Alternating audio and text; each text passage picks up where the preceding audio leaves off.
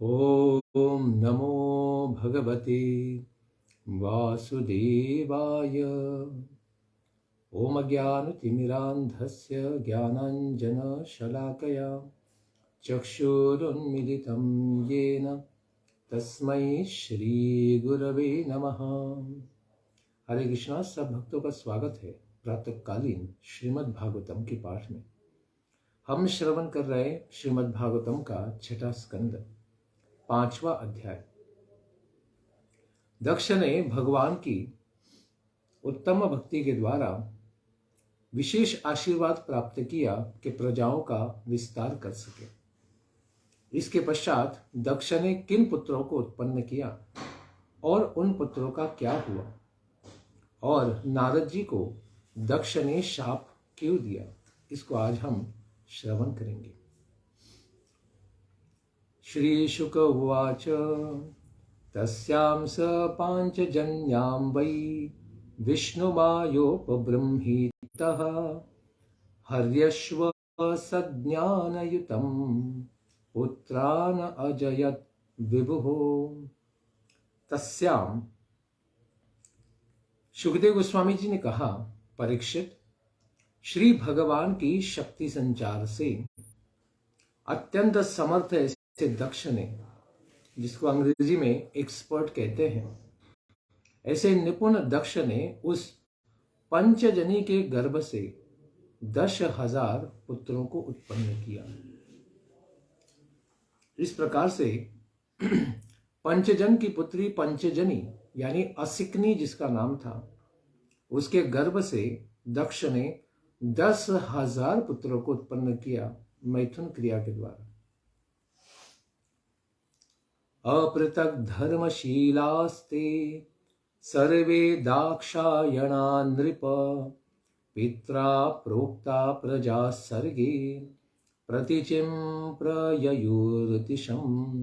हे नृप, हे राजन परीक्षित, दक्ष के वे सभी पुत्र पृथक धर्मशीला, समान स्वभाव वाले और धर्म में ही शील रखने वाले थे।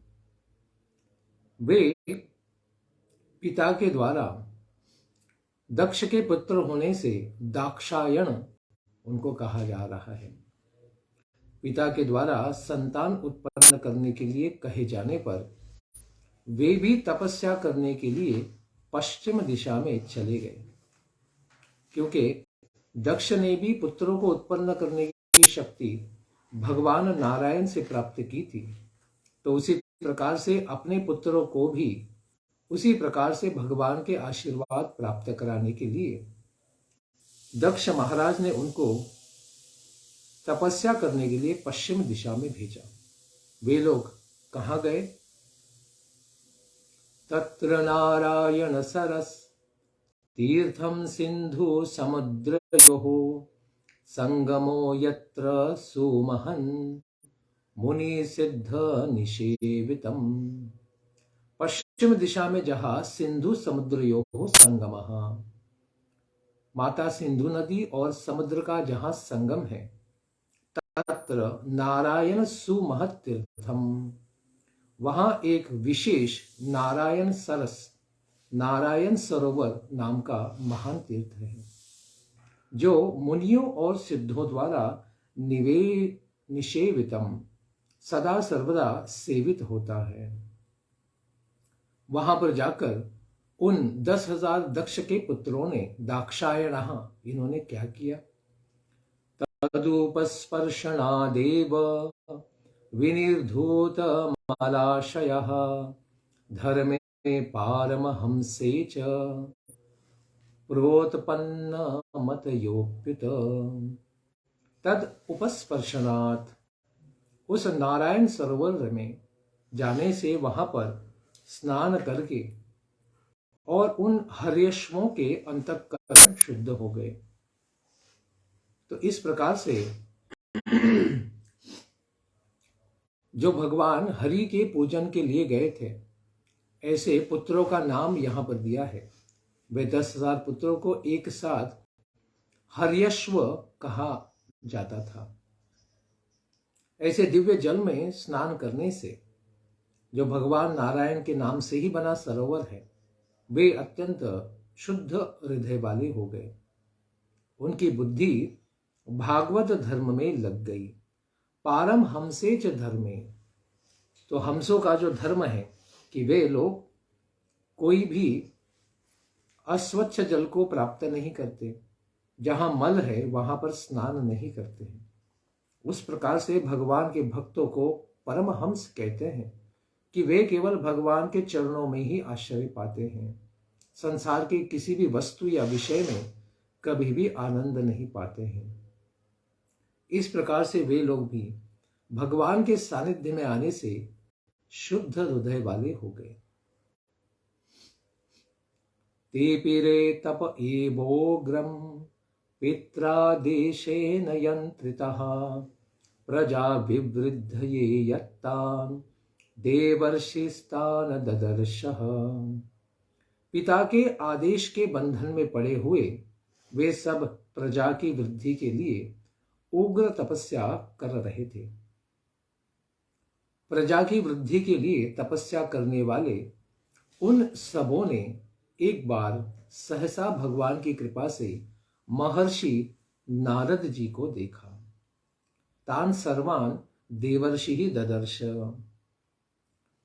तो भगवान की प्राप्ति के लिए अगर कोई जाता है तो उसे एक तो नारद मुनि मिलते हैं या फिर नारद मुनि जी के कोई पार्षद मिल जाते हैं जो उन्हें भागवत धर्म में शिक्षा देते हैं। वहां पर नारद मुनि जी को देखने के पश्चात क्या हुआ? उवाच चाथ हर्यश्वः कथं स्रक्षथ वै प्रजाः अदृष्ट्वानन्तं भुवो यूयं बालिशा बत पालकः। अथ उवाच, उसके पश्चात वे उन सबों के सन्निकट आकर कहते हैं कि हर्यश्वो, तुम लोग पालक होकर भी मूर्ख हो। पालकः यूयं बत बालिशः, तुम संसार का पालन करने के लिए भगवान से शक्ति लेने के लिए आए हो, लेकिन फिर भी तुम लोग बालिशः, बालकों के जैसे ही मूढ़ बुद्धि हो। क्यों? भुवः अंतम अदृष्ट्वा कथम स्रक्षतः, पृथ्वी का अंत देखे बिना तुम लोग सृष्टि कैसे कर पाओगे? जिस संसार का पालन पोषण तुम करना चाहते हो, उस पृथ्वी के बारे में तो तुम्हें पूरा ज्ञान ही नहीं है, तो तुम किस प्रकार से इसका पालन भी कर पाओगे? नारद जी ने सोचा कि यह तो अत्यंत कष्ट का विषय है।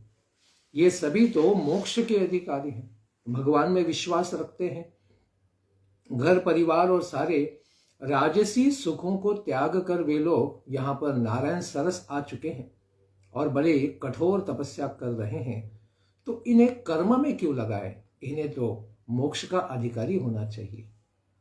अतएव प्रवृत्ति मार्ग यानी संसार को भोगते हुए संसार की सेवा करने की इच्छा में लगे हुए इन सबों का तो कर्मों को करने से नाश ही हो जाएगा, यानी संसार में फंस ही जाएंगे। अतएव कृपा पूर्वक उन सबों को गूढ़ अर्थ वाले वाक्यों के द्वारा उपदेश दिया जाए।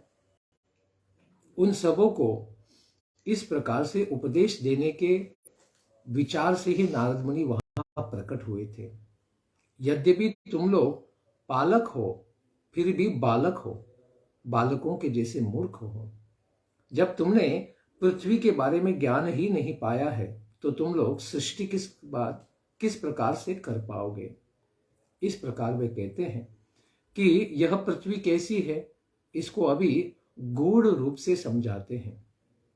तथैक पुरुषम राष्ट्रम वीरम चादृष्ट निर्गमम बहुरूपां स्त्रियं चापि पुंमांसं पुंश्चलीपतिं नदीम् उभयतो वाहा पंचाद्भुतं गृहं क्वचिद्ध्वंसं चित्रकथं क्षौरपव्यं स्वयं भ्रमिं कथं स्वपितुरादेशम् अविद्वांसो विपश्चितः अनुरूपमविज्ञाय अहो सर्गम करिष्यथ।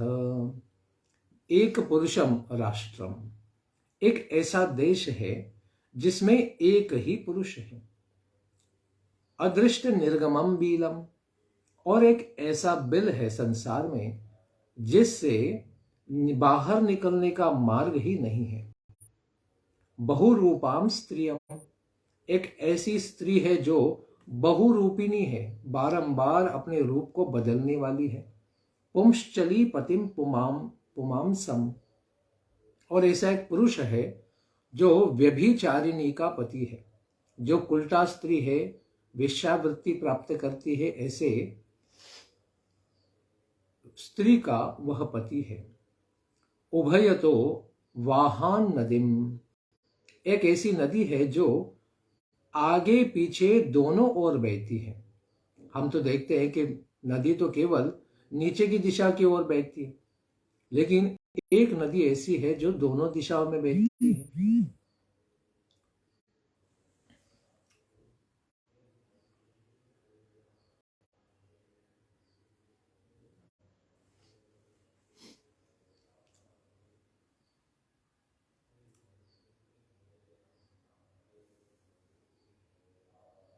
इसके पश्चात कहते हैं पंच पंचा शतभूतम गृहम, एक ऐसा विचित्र घर है जो 25 तत्व यानी पदार्थों से बना हुआ है। चित्र कथम क्वचित हंसम, एक ऐसा हंस है जिसकी बड़ी विचित्र ही कहानी है। शौरपव्यम स्वयं भ्रमिम, एक ऐसा चक्र है जो छुरे और वज्र से बना है और अपने आप ही घूमता रहता है। अहो अविद्वांसः विपश्चितः स्वपितुः आदेशम अनुरूपम अभिज्ञाय अहो सर्गम करिष्यथ। ऐसे मूर्ख हर्यश्वो, तुम लोग अपने सर्वज्ञ पिता दक्ष महाराज के उचित आदेश को समझे बिना, ठीक से उसका अर्थ समझे बिना उपर्युक्त वस्तुओं को देख नहीं पा रहे हो, उनके दिए हुए आदेश को ठीक से समझ नहीं पा रहे हो।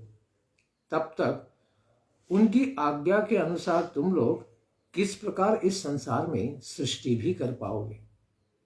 इस प्रकार तुम्हें इन प्रश्नों का उत्तर पहले समझना चाहिए। इसके ऊपर शुकदेव गोस्वामी कहते हैं कि क्या हुआ। तन्निशम्याथ हर्यश्वा औत्पत्तिक मनीषया वाचः कूटं तु देवर्षिः स्वयं वीममृषुर्धिया। अथ उसके पश्चात तत् निशम्य, नारद जी के बातों की विशेष पहेली का जन्म से ही अत्यंत बुद्धिमान होने वाले ऐसे मनीषया बुद्धिमान हरेश्वगण अपनी ही बुद्धि से विचार करने लगे। विमृषु के नारद जी ने क्या कहा है, कौन सा वो बिल है, कौन सा वो पुरुष है, इस प्रकार से विचार करने लगे। भूः क्षेत्रम जीव सज्ञम यदनादीनि जबंधनम अदृष्ट्वा तस्य निर्वाणम किम सत्कर्मभिर्भवेत्। जीव सज्ञम भूः क्षेत्रम, नारद जी के कहने का अभिप्राय है कि यह लिंग शरीर, भौतिक शरीर जिसे जीव कहते हैं, वही उन्होंने कही हुई पृथ्वी है। यत अनादि निज बंधनम, और यह आत्मा का अनादि बंधन है। आत्मा के लिए भौतिक शरीर ही बंधन है, कारागृह है। तस्य निर्वाणम अदृष्ट्वा असत कर्म भी किम भवेत्, उसका अंत अर्थात नाश देखे बिना मोक्ष के लिए अनुपयोगी इस असत कर्मों में लगे रहने से क्या लाभ प्राप्त हो सकता है। तो इस शरीर में ही केवल लिप्त रहना या शरीर की ही आवश्यकताओं के लिए जीवन नष्ट करना, इस प्रकार का अगर भाव रखेंगे तो फिर इस शरीर से हम सबसे अधिक सेवा नहीं ले पाएंगे। इस शरीर की सबसे अधिक सेवा तो यही प्राप्त कर सकते हैं कि इस शरीर से ही आत्मा मुक्त हो जाए, अन्यथा फिर इसका कोई लाभ नहीं हो सकता है। इसीलिए वे कहते हैं कि वह एक कौन है, एक पुरुषः, एक एवेश्वरस्तूर्यो भगवान् स्वाश्रयः परः, तमः दृष्ट्वा भवं पुंसः किमसत्कर्मभिर्भवेत्। ईश्वरः एक, भगवान ईश्वर एक है।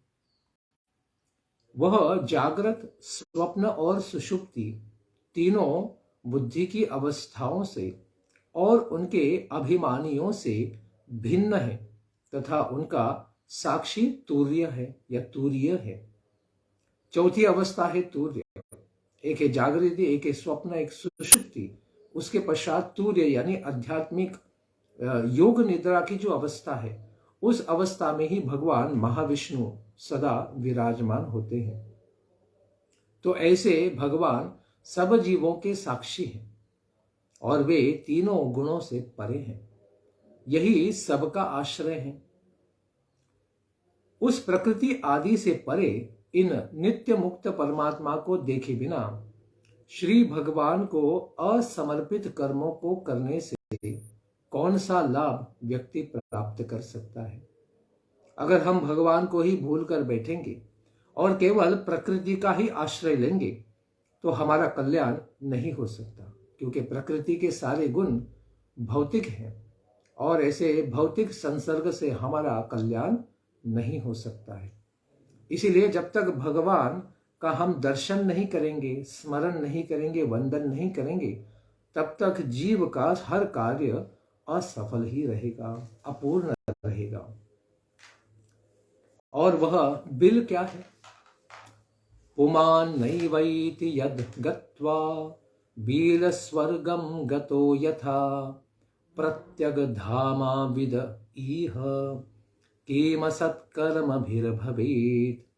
बिल स्वर्गम, जिस तरह बिल स्वर्ग यानी पृथ्वी के नीचे जो 7 लोक हैं, अतल वितल सुतल तलातल महातल रसातल पाताल लोक में गया हुआ मनुष्य यद्गत्वा पुमान् न अवैति, वहां उन बिलों में जाने वाला व्यक्ति पुनः लौट नहीं पाता है। उस प्रकार की नारकीय अवस्था और वहां के भोगों में लिप्त होने के कारण वह जीव मुक्त नहीं हो पाता है। उसी तरह जीव जिसको प्राप्त करके पुनः संसार में नहीं लौट पाता है, जो स्वयं प्रकाश है, उस परमात्मा को जाने बिना मोक्ष के लिए अनुपयोगी इन कर्मों को करने से क्या लाभ है। अविदः इह असत कर्म भी किम भवेत्। तो भगवान की भक्ति ही सत्कर्म है और इस भौतिक संसार में भौतिक कर्म, पुत्र, स्त्री, गृह, इनकी सेवा करते रहना तो गधे का कार्य है। इसीलिए ऐसे असत कर्म भी किम भवेत्, ऐसे केवल कर्मों को करने से तो क्या लाभ प्राप्त हो सकता है। इससे न जीव का मोक्ष होता है, न भगवत दर्शन ही प्राप्त होता है। इसीलिए इसे अनुपयोगी कहते हैं। और वह बहुरूपिणी पुंसचली स्त्री कौन सी है? नाना रूपात्मनो बुद्धि स्वैरिणी व गुणान्विता तन्निष्ठामगतस्यैह किम सत्कर्मभिर्भवेत्। अपनी बुद्धि ही, आत्मनः बुद्धि, अपनी स्वयं की भौतिक बुद्धि ही अनेक रूपिणी वाली वह स्वैरिणी इव, वह व्यभिचारिणी स्त्री है। यह व्यभिचारिणी स्त्री के समान सत्व, रजस एवं तमस गुणों को धारण करने वाली है। इसके एक पति नहीं, 3 पति और इनके मिश्रण से भी बने हुए अनेक ऐसे पति हैं।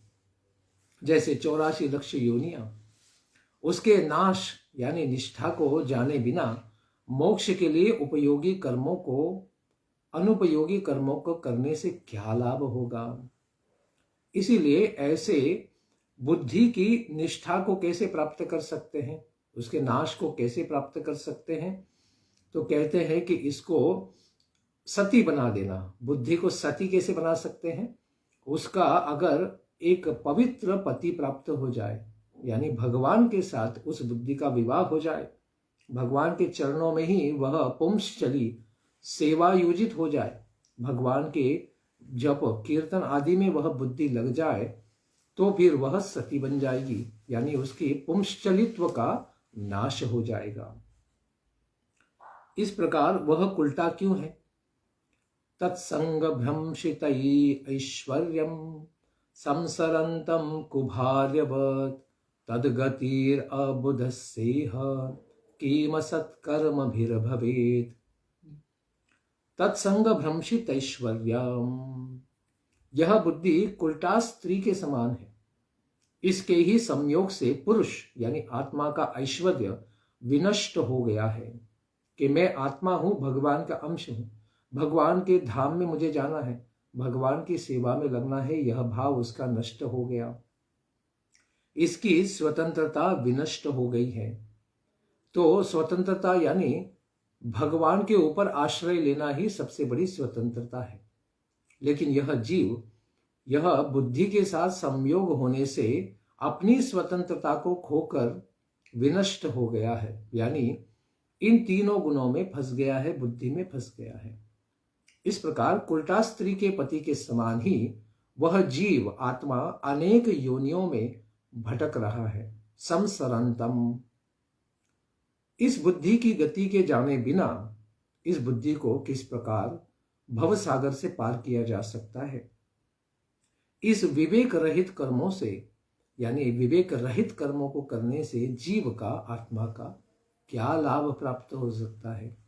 नहीं हो सकता है, क्योंकि जीवस्य अबुधस्य जानतः, जीव जो है अबुध है, यानी बुद्धि उसकी हरण हो गई है। इस प्रकार सुख दुख में ही लगी वह बुद्धि भगवान के भक्ति में नहीं लगेगी तो वह कभी भी पार नहीं हो पाएगा। इसीलिए इसके पश्चात कहते हैं कि अभी वह दोनों दिशाओं में बहने वाली नदी क्या है? सृष्ट्यप्ययकरी मायाम वेलाकूलांत वेगिताम मत्तस्य ताम विज्ञस्य किम सत्कर्मभिर्भवेत्। माया ही दोनों ओर बहने वाली नदी है। भौतिक संसार में यह जो माया शक्ति है, इसका ही सृष्ट अप्यय करीम माया, सृष्टि को सृजन और नाश करने वाली यह माया ही दोनों तरफ बहने वाली नदी है। यह सृष्टि भी करती है और प्रलय भी करती है। जो लोग इससे निकलने के लिए तपस्या, विद्या आदि तट का सहारा लेते हैं, किसी भी प्रकार इससे पार होने के लिए जो दो तट हैं, एक है तपस्या और एक है विद्या, इस प्रकार से इसे पार होने का प्रयास करते हैं, उनको रोकने के लिए यह क्रोध, अहंकार आदि रूप में और अधिक वेग से प्रवाहित होने लगती है।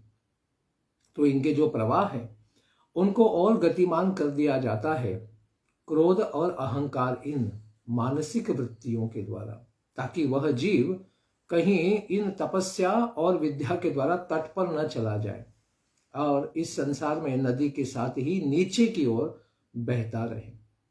जो पुरुष उसके वेग से विवश एवं अनभिज्ञ है, वह इन मायिक कर्मों को करने से कौन सा लाभ उठा सकता है? तो इस नदी के साथ ही अगर पाताल की ओर वो बहता रहेगा तो फिर क्या लाभ प्राप्त कर लेगा? तो नदी तो वैसे दोनों तरफ बहने वाली है, तो ऊपर की तरफ जाना तो ऐसे भी बड़ा कठिन है। केवल तट पर भी जाना चाहे तो वह तप विद्या को प्राप्त करने से फिर भी वह दूसरों जीवों के ऊपर क्रोध करने के कारण पतित हो जाता है। जैसे विश्वामित्र मुनि के बारे में हम देखते हैं, भगवान की भक्ति न करके केवल योग और तपस्या में लगे हुए विश्वामित्र जी रंभा और उर्वशी के ऊपर क्रोध करने से उनका सारा योगबल नष्ट हो गया था। इस प्रकार भगवान की भक्ति में अगर हम नहीं लगेंगे तो अपने मन को, इंद्रियों को कभी भी जीत नहीं पाएंगे। तो यहां पर जो 25 तत्वों का विशेष उल्लेख किया है, जिसके द्वारा यह ग्रह बना है, उसके बारे में कहते हैं, पंचविंशति तत्वानां पुरुषोद्भुत दर्पणम अध्यात्मम् अभुतस्येह किम सत्कर्मभिर्भवेत्। पंचविंशति तत्वानां पुरुषः अद्भुत दर्पणम्। 25 तत्व चतुर्विंशति तत्वात्मिका प्रकृति, 24 तत्वों की प्रकृति और जीवात्मा और एक या चेतना ही एक अद्भुत ग्रह है। अद्भुत ग्रह क्या है? तो यह जो जीव है, भौतिक शरीर, यह भौतिक शरीर ही एक ग्रह है जो 24 तत्व और आत्मा के साथ 25 तत्वों के साथ बना है। और पुरुष कौन है? पहले ही कहा, ईश्वर अंतर्यामी ही है। उसका अद्भुत आश्चर्यमय आश्रय है, क्योंकि भगवान से ही प्रकृति के सारे तत्व आते हैं और आत्मा भी इन्हीं परमात्मा का अंश मात्र है। इसीलिए आत्मा के लिए और प्रकृति के लिए भी भगवान अंतर्यामी परमात्मा ही एकमात्र आश्रय है। यह संपूर्ण कार्य कारणात्मक जगत का अधिष्ठाता है। तो यह सब कार्य के द्वारा इस जगत की सृष्टि होती है। उसके जाने बिना मिथ्या स्वातंत्र्य प्रदान करने वाले कर्मों को करने से कौन सा लाभ प्राप्त हो सकता है? अगर हम इस संसार को ही ठीक से नहीं जानेंगे और इसका आश्रय भगवान है, भगवान से ही सारा संसार प्रकट है। हाँ, सिर्फ ऑक्सीजन, हीलियम और थोरियम के द्वारा केवल संसार नहीं बना है, तो इन सब का आश्रय तो भगवान है। और इनका विशेष वर्णन तो सांख्य में आता है, जहां पर हमने श्रवण किया है 3रे स्कंद में, कि किस प्रकार से 5 कर्मेंद्रिय, 5 ज्ञानेंद्रिय, 5 तन्मात्राएं, मन, बुद्धि, अहंकार, चेतना, आत्मा, परमात्मा, इस प्रकार से, और 5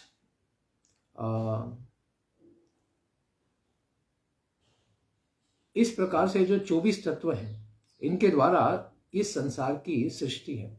लेकिन यह सब कहा गया है कि प्रकृति से आए, और प्रकृति भगवान से आई, और जीव भी भगवान से आए। इसीलिए सारी प्रकृति यानी 25 तत्वों के लिए आश्रय केवल भगवान ही है।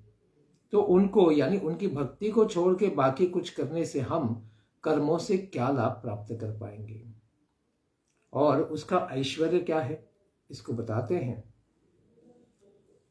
ऐश्वरम शास्त्रमुत्सृज्य बंध मोक्षानुदर्शनम विविक्त पदमज्ञाय किम सत्कर्मभिर्भवेत्।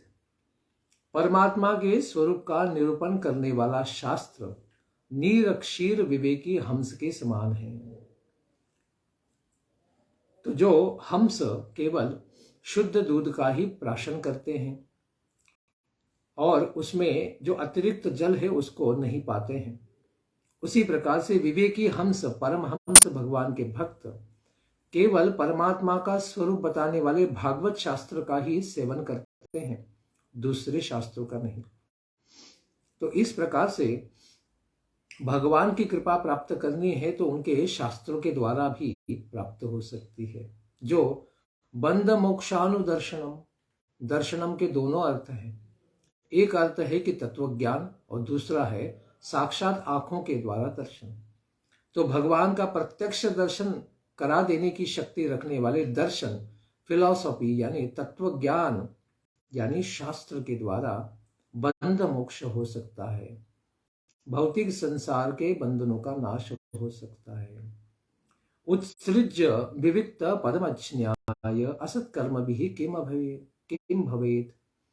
वह बंध एवं मोक्ष को अलग अलग करके बतलाने वाला शास्त्र भागवत शास्त्र है। उस अध्यात्म शास्त्र रूप हंस का ही परित्याग करके, उसकी ही निर्वत्सना करके, उसका परित्याग दुर्लक्षित करके, उसको जाने बिना ही बहिर्मुख बनाने वाले कर्म, जो केवल भौतिक संसार के कर्मों में, भौतिक संसार के बंधनों में ही हमें फंसाते हैं, ऐसे कर्मों को करने से हम क्या लाभ प्राप्त कर सकते हैं? तो जीव को मोक्ष के लिए बहिर्मुख नहीं, अंतर्मुख होना चाहिए। और वह तीक्ष्ण चक्र क्या है, इसके बारे में बताते हैं।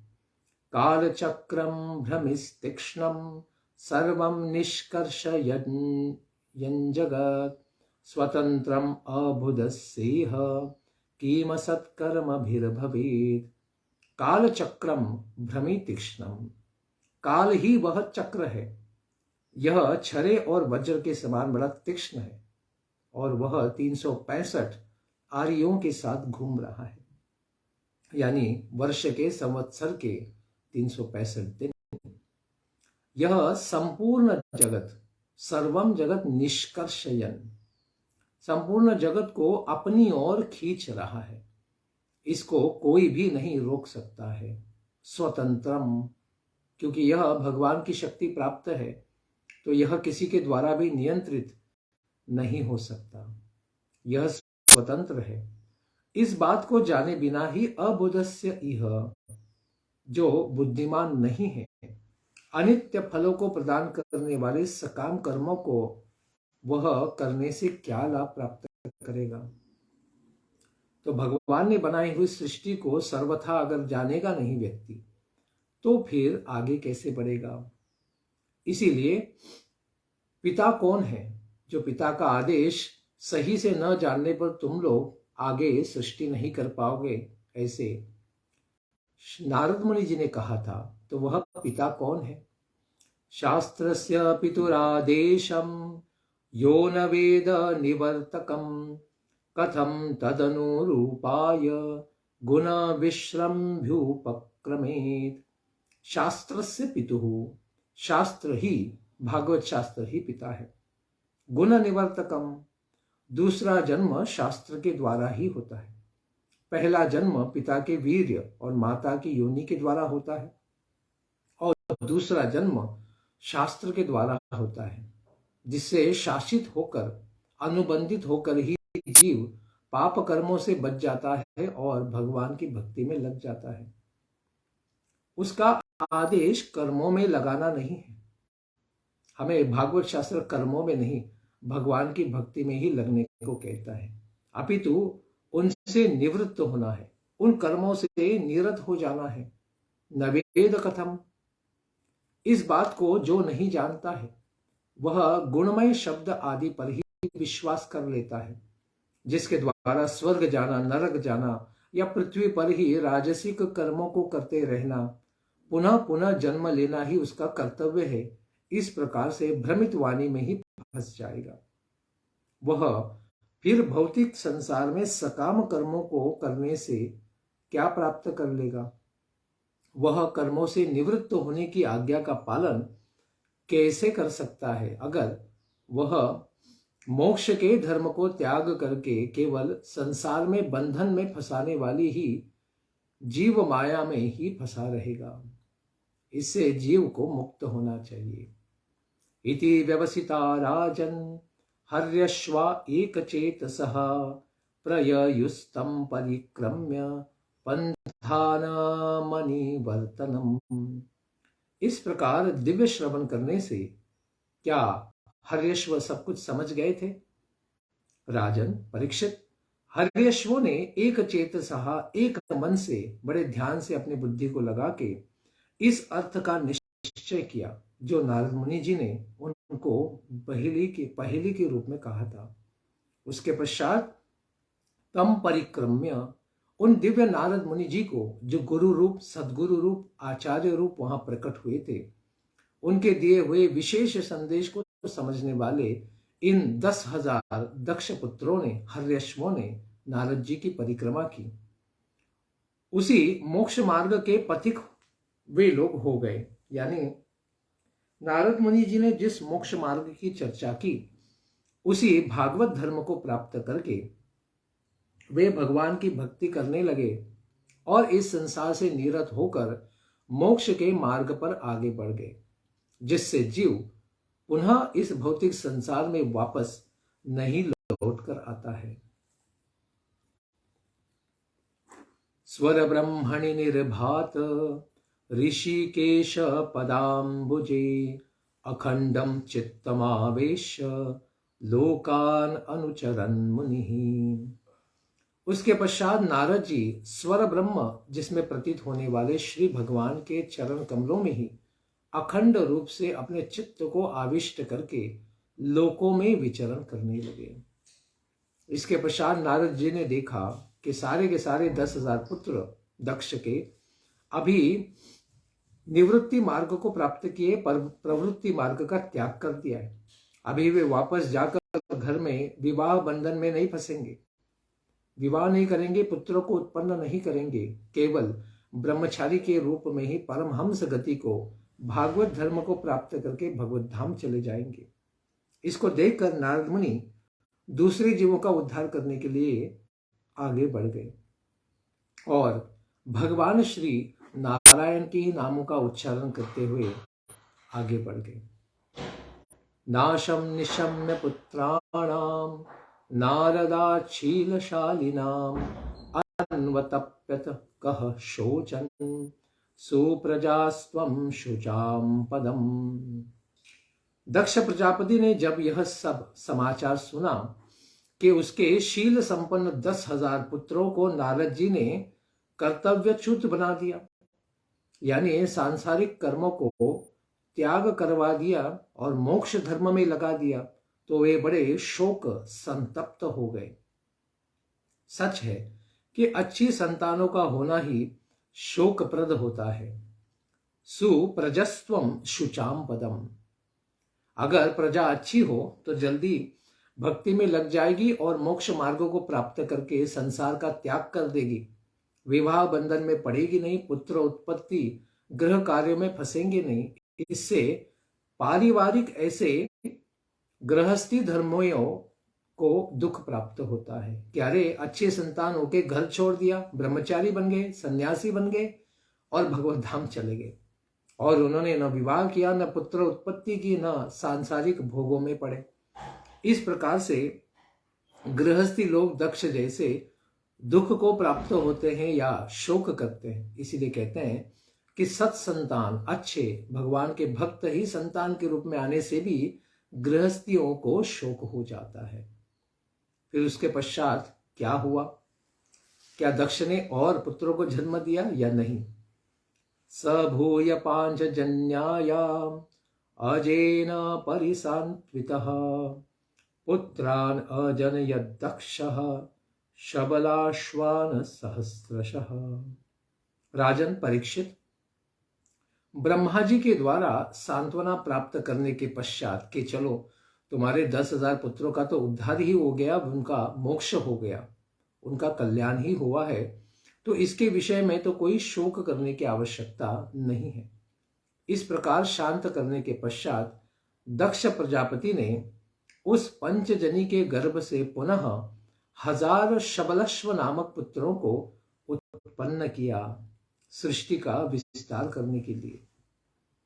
और फिर इनको भी उन्होंने क्या अपने बड़े भाइयों के समान, हर्यश्वों के समान भगवान की पूजा के लिए भेजा कि नहीं?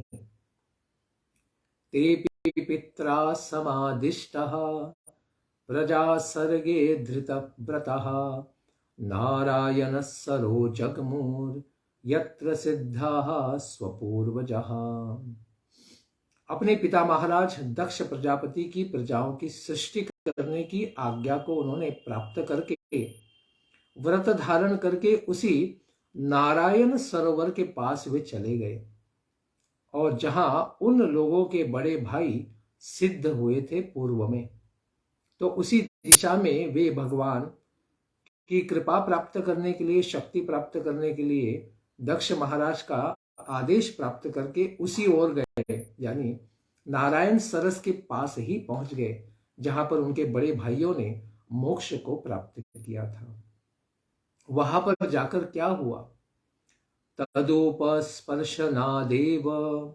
विनिर्धूत मलाशयः जपन्तो ब्रह्म परमं ते पुस्तित्र महत्तपः।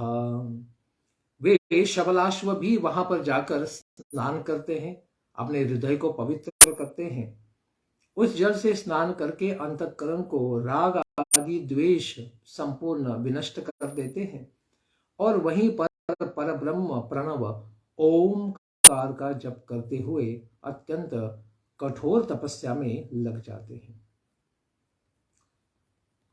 अभक्षा कतिचिन्मासान् कतिचित् वायुभोजनाः आराधयन् मन्त्रम् इमम् अभ्यस्यन्त इडस्पतिम्।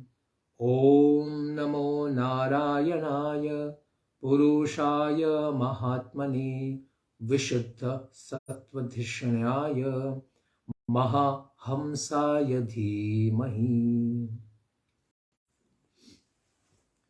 कुछ महीनों तक केवल जल पी रहे थे, पूरा उपवास कर रहे थे, तो उसके पश्चात कुछ मासों तक केवल वायु ही पीकर वे लोग नमस्कार पूर्वक ओम नमो नारायणाय इस प्रकार भगवान श्री नारायण का ध्यान पूजन कर रहे थे, जो विशुद्ध चित्त में ही निवास करते हैं।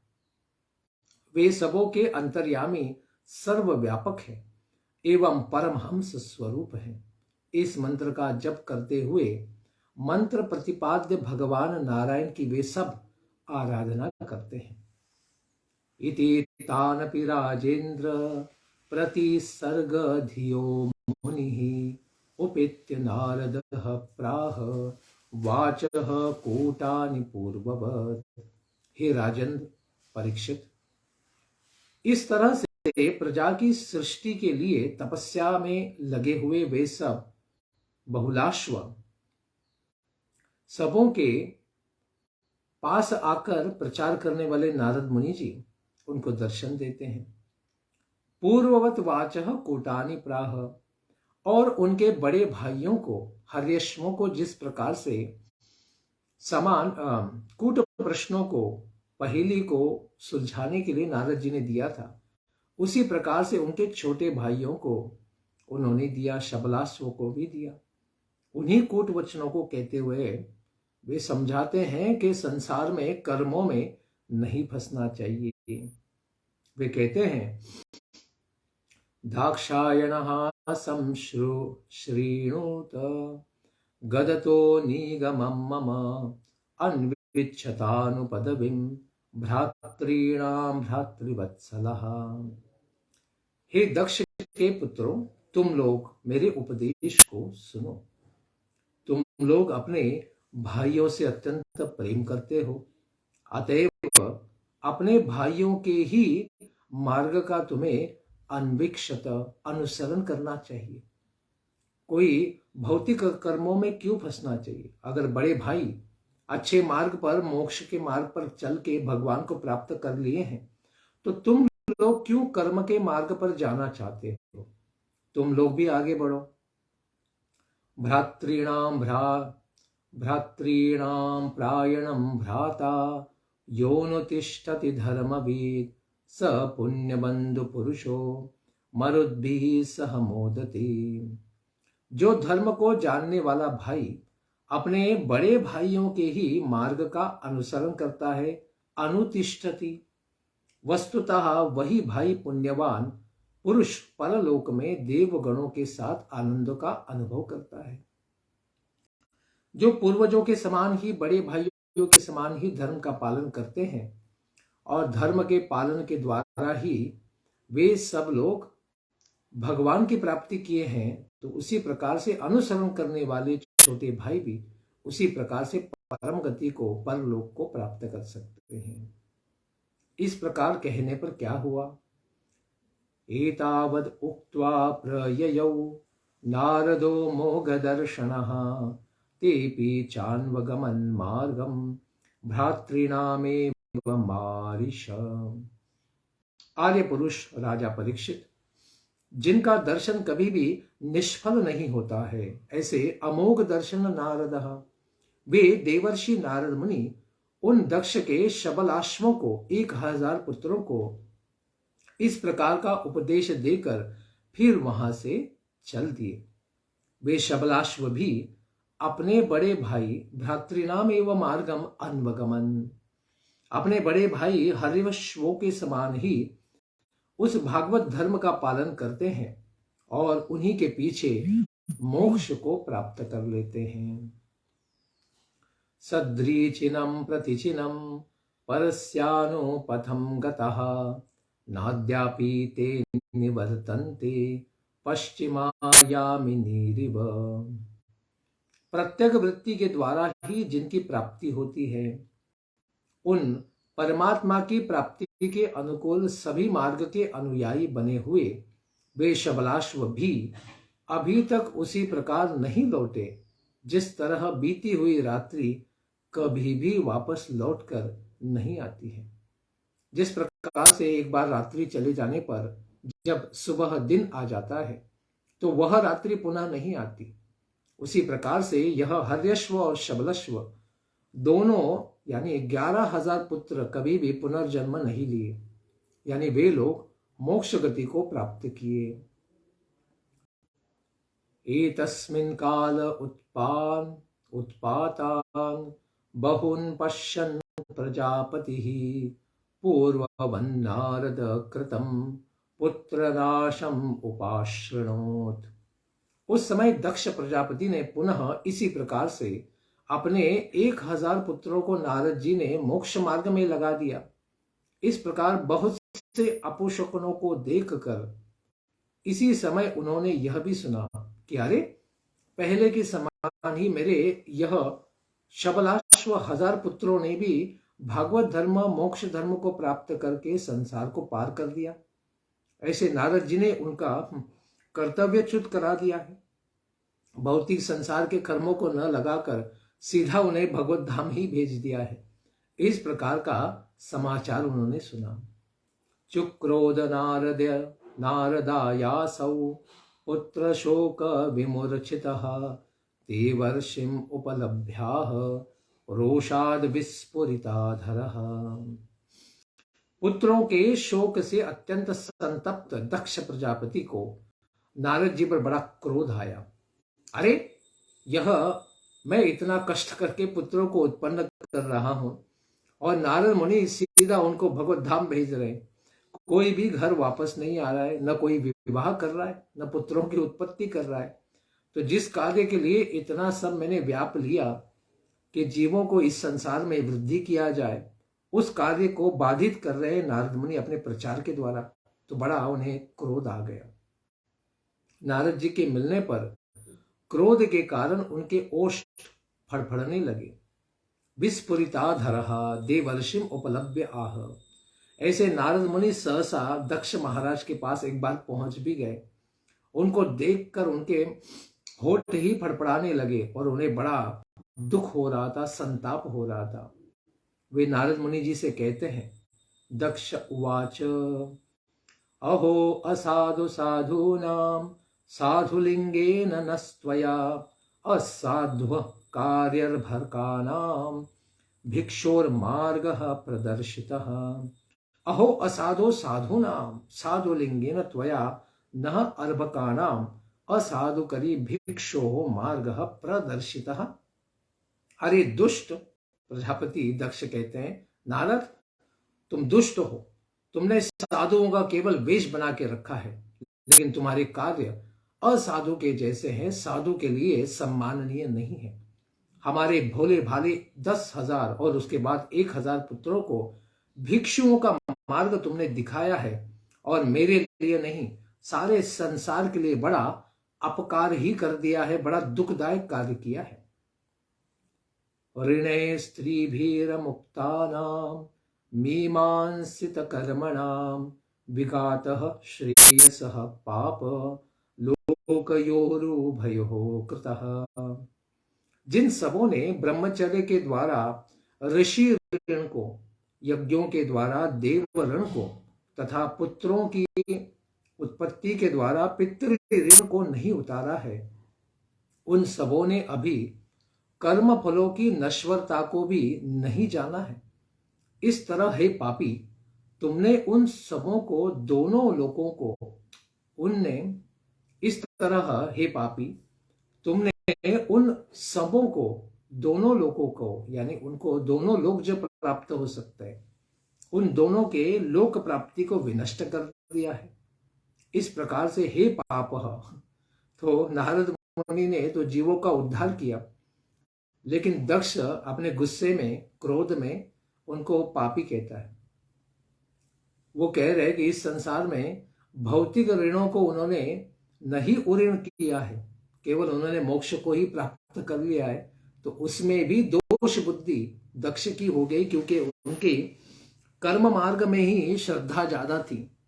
इसीलिए भक्ति में और भागवत धर्म में उनका विश्वास सुदृढ़ न होने के कारण उन्होंने सन्यासी परम महात्मा परमहंस भगवान के शुद्ध भक्त नारद मुनि जी का भी अपराध करके उनको पापी कहा। और वे आगे कहते हैं, एवं त्वं निरनुक्रोशो बालानां मतिभिद्धरेः पार्षद मध्ये चरसी यशोहानिरपत्रपः। एवं इस तरह तुम निरनुकोशः बालानाम महानुष्ठुर हो, तुम्हारा किसी के ऊपर भी दया भाव नहीं है। मेरे छोटे छोटे नन्हे मुन्ने बालकों की बुद्धि को तुमने बिगाड़ दिया है, मतिभिद कर दिया है। तुम निर्लज्ज हो, नीरपत्रपा, और श्री हरि के पार्षदों के बीच में रहकर भगवान की कीर्ति को तुम कलंकित करते हो। क्योंकि मैं भी तो भगवान का भक्त हूं, लेकिन मैं संसार का पालन सिखाता हूं, कर्तव्य सिखाता हूं, और तुम कर्तव्य से लोगों को च्युत कराकर भौतिक संसार से उन्हें सीधा मोक्ष ही करा देते हो।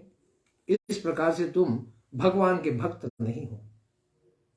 ननु भागवता नित्यं भूतानुग्रह कातरः ऋते त्वां सौहृदघ्नं वै वैरंकरम वैरिणाम।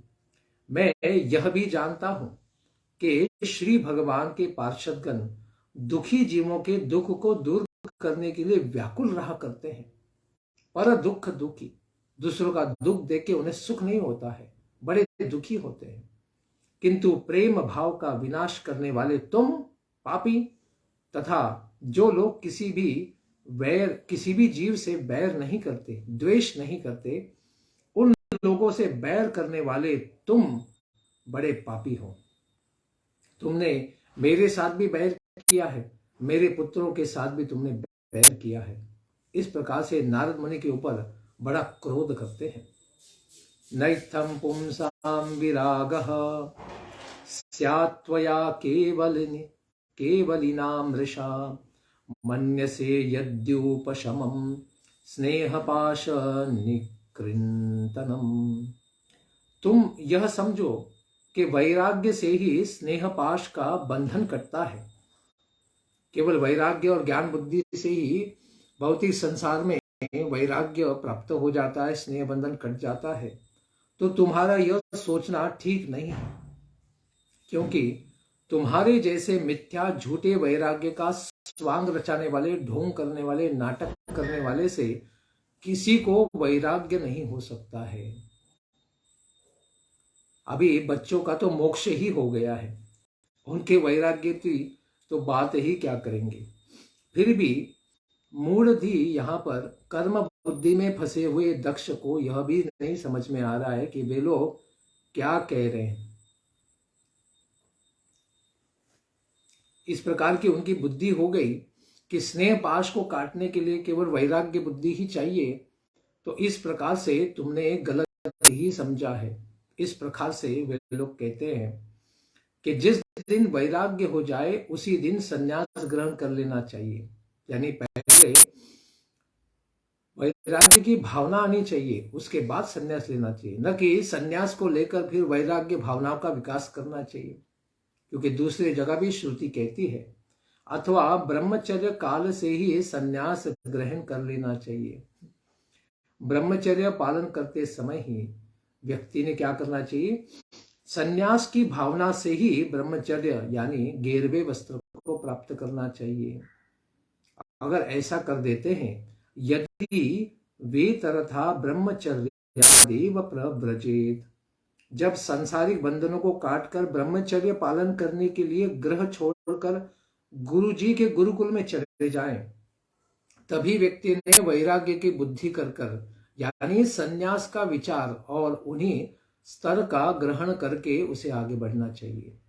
अतएव वैराग्य का उपदेश करके मैंने उन सबों पर कृपा ही की है। नारद मुनि कहते हैं कि अरे उनका तो कल्याण ही हुआ है। ऐसा यदि नारद जी कहें तो दक्ष कहता है ऐसी बात नहीं है। यद्यपि तुम ऐसा मानते हो, किंतु मिथ्या झूठे वैराग्य के द्वारा ज्ञान के बिना केवल अवधूत का वेश बना लेने से तुम्हारे द्वारा उन सबों की बुद्धि को कर्तव्य पथ से विचलित किए जाने पर भी वैराग्य नहीं हो सकता है। दक्ष यहाँ भ्रमित हो गए हैं। अरे उनका तो मोक्ष ही हो चुका है, तुम वैराग्य बुद्धि की बात ही क्या करते हो। लेकिन फिर भी भ्रमित अवस्था में, शोक की अवस्था में नारद जी पर क्रोध दिखाते हैं। कहते हैं वैराग्य के बिना उपशम नहीं हो सकता है। पहले संन्यास और बाद में वैराग्य नहीं आ सकता है। वैराग्य के बाद ही संन्यास होना चाहिए।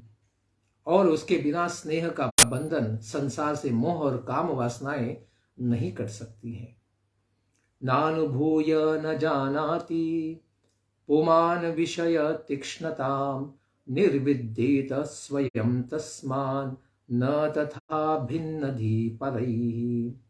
मनुष्य विषयों का अनुभव किए बिना, सांसारिक काम वासनाओं में लिप्त हुए बिना उन सबों की तीक्ष्णता को, दुखों को नहीं जान सकता है।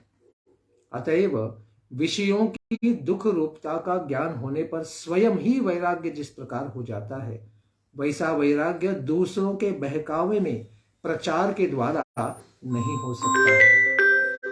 इस प्रकार से